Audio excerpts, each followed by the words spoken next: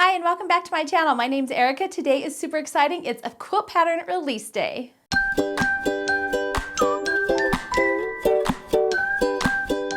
So today's just a quick video to share with you my brand new quilt pattern release. This one is called Oh Hey Pumpkin. It's so much fun and it is my fall release. But before I get started sharing all of this quilt with you, I just want to say a special thank you to everyone who helped me get this quilt released.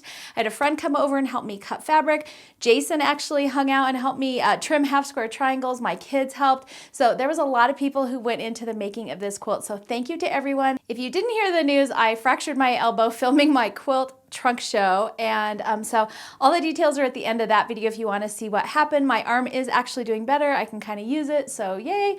But I really was in the middle of making this quilt when that happened, and so I needed extra help getting it released for you guys. And so thank you to everyone who helped get this quilt released. I really appreciate it. Couldn't have done it without you. Let's go ahead and take a look at the quilt itself. So this one is called Oh Hey Pumpkin. This is my new fall quilt release for 2022, and this quilt is just so much fun. Now the layout might look a little bit familiar to you. This quilt was designed with my Christmasville quilt in mind, and when I did my Christmasville quilt, I thought, wow, I really need to make this in some other versions, and so fall was my very first one that I am putting out, and I'm so glad I started with fall because they're one of my favorite quilts to put together. This quilt features these adorable pumpkin houses. They are a variety of different pumpkin sizes, so they're all super cute and unique.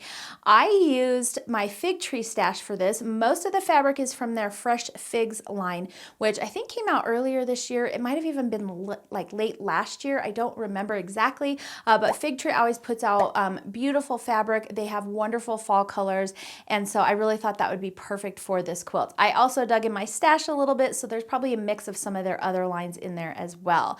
And then when I was done, I wanted to, of course, add some borders, and I thought, you know what, I'd really like to add in some low volume borders. It'll make it a little bit larger, but it won't just be like a boring white border, and I just felt like putting more color on it was going to be too much. So I went with a low volume border, and I just pulled out some of my scraps and low volume pieces that I had, sewed them all together in the lengths that they needed to be, and then trimmed them down to the border size. The pattern itself has it as if you were to do it all in one color, but I just went ahead and made mine scrappy for a little bit of added interest. On the backing for this quilt, I also used a Fresh Figs print by FigTree. It's the aqua print with these lovely red flowers on them. I love doing darker backings on my quilts. That way when they're, laying on the couch, or if you take them outside for a picnic, they don't get dirty quite as easily. And this aqua print was just beautiful. I also used one of their red prints for the sashing. And then of course I added a really cute label to the back of it. This particular label was from my Sweetwater tagged subscription. I get personalized labels sent to me every month in the mail, and they're just so much fun. And I love having a little stash of labels that I can choose from when I'm making my quilts, and I just pick one that I feel like matches. And then this one I put a couple different pieces of fabric behind it just to frame it, and then sewed it on to my quilt. And I did use my machine to sew it on. You can sew it on by hand so that you don't see that label from the front side. I honestly, by the time it gets washed and crinkled, I don't think it's that noticeable, and I'm usually in a hurry, so I just stitch mine on by machine. Plus I always feel like that is a little bit more secure. So I use machine, but of course you can do it however you want. And I will have a video coming soon showing you how I labeled this quilt, because I have had a lot of questions on that. This particular quilt finishes at about 80 inches by 80 inches, so it's a pretty good size quilt. And of course, like I said, it was so much fun to make, and I decided to just step out of my comfort zone with this and do some different quilting patterns on it. Now, a lot of you know that I got a new to me long arm quite a while ago. I have a video on it. I will try and link that below or somewhere up here in the top corner. That video shows how I put together my own kind of used hodgepodge long arm machine, and I've been having so much fun with it ever since I got it. So I wanted to do something a little bit different with this one with the quilting, and so I decided to step out of my comfort zone and do some fun patterns on here. Now, one of the things that are really challenging for me are feathers, and so I just committed to doing an all over continuous feather around that thicker outside border, and I drew the wavy line on with a water soluble pen, and then I went through and just freehanded the feather plumes. Now I did do do a lot of drawing on paper before I did this on my quilt because the feather plumes can be a little bit tricky, and I can kind of show you a tip if you would like. Leave that in the comments below and I'll be happy to show you my little trick for making sure I don't mess up my plumes too much.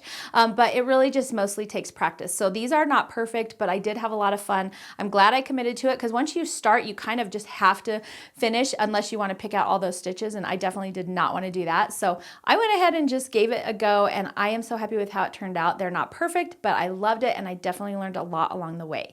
I also just did a plain kind of loop-de-loop around that inside border, and believe it or not, that was actually harder to be consistent with than the feathers were because that sort of needed to look a little bit more symmetrical, and they definitely are not. So that's something I for sure need to work on. And then just for fun, I decided to do an all over kind of scattered leaf, loop, and pumpkin design for the center of the quilt. So I started out doing a few loops, and then I added a fun little leaf, and then I did a few more loops, and then I added a pumpkin. And I just sort of freehanded that all over the entire top center of the quilt. It was a lot of fun. I learned a lot, and I think just the more that I step out of my box, the better I'm getting at long arming. This for sure isn't perfect, and some of my loops are kind of, you know, jaggedy here and there. Some of my pumpkins are a little bit crazy looking, but it was a lot of fun, and again, I learned a lot along the way, and I'm really glad that I stepped out of my box for this quilt because I kind of had this feeling in my head like it's now or never. Like I need to just commit and go for it, or I'm just going to be too afraid to do it. So I just went for it, and I'm really happy that I did. And I always get questions when I show those videos on Instagram, but yes, I freehanded the entire thing. I do not have one of those laser lights that goes on to my long arm, and I don't have any pantographs in the back, so I would have kind of have loved to do that just because I was so nervous about it, but I just had to freehand the whole thing. And honestly, I think it's a little bit better just to start off that way, just to give yourself that confidence and just practice those different techniques and going from right to left and just all the different swirls. And like I said, I drew the center kind of curved line for the feathers so I would have something to follow. Even with that line specifically there, I still got off of my drawn line. So I think trying to follow a pantograph might have even been a little bit more difficult than just freehanding it. So I freehanded the whole thing. It was a lot of fun. I hope you guys enjoy this quilt. I will put a link below where you can get it. You can also check out my store at store.confessionsofahomescholar.com. This quilt is available in PDF and print patterns. As of today, the print pattern is a pre-order, but we're expecting them to ship in about a week or two.